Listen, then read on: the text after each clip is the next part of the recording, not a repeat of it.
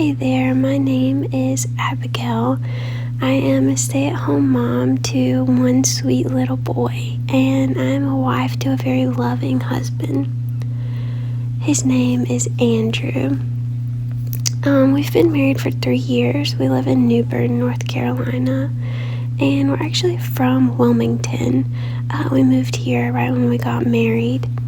So I really just want to tell you our story. So when I was trying to decide what college to go to, I landed at Campbell University, and I went there for a year, but I knew it was time to come on home. And so after a year I moved home and I transferred to University of North Carolina at Wilmington. In my junior year I actually started working at this ministry, and the ministry was a place where children who had just hard lives at home, they could come, and it was just a loving place for them to be.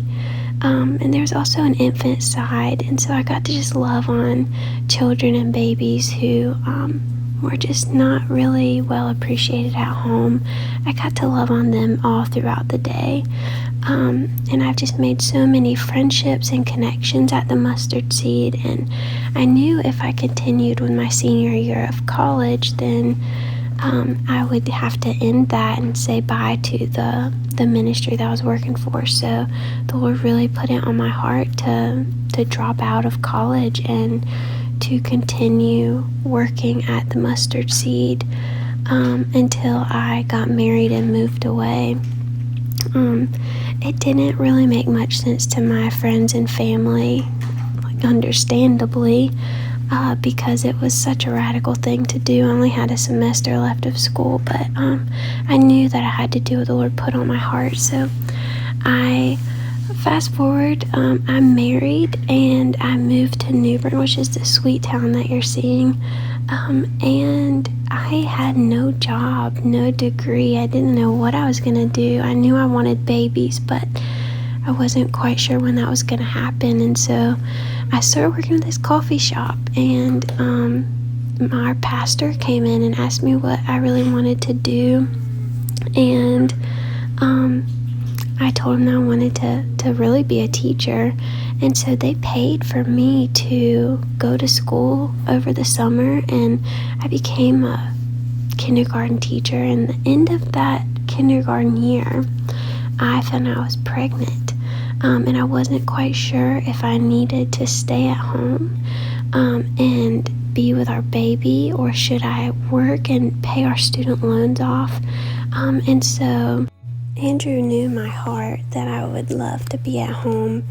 And so we just took some time and prayed about it, and we wanted to seek counsel from some people in our church. And when we went to go ask, they were actually busy that day. They had a prior arrangement they had to go to, and so we didn't really plan on talking about it that day.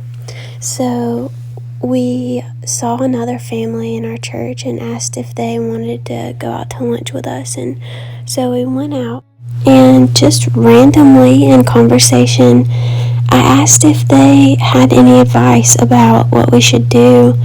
And the mom actually started crying and said that there was nothing like the time that you get to spend with your children at this age, and if there was any way possible that she would really recommend me staying at home if it's one of my desires, which I do feel like the Lord put that on my heart to stay at home.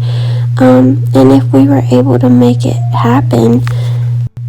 And obviously we weren't really sure because of the loans, and so something amazing happened that day.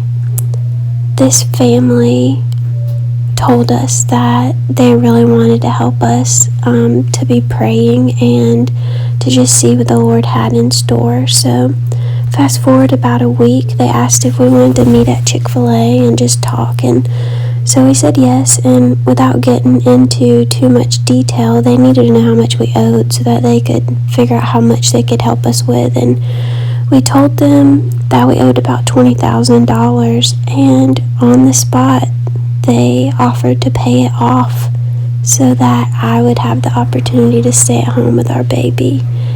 and to just raise him up in the way that he should go. But in the same way, she said that there are no strings attached, that if I decide to go back and teach, then perfectly fine. But if I wanted to stay and be with him, then that's amazing too.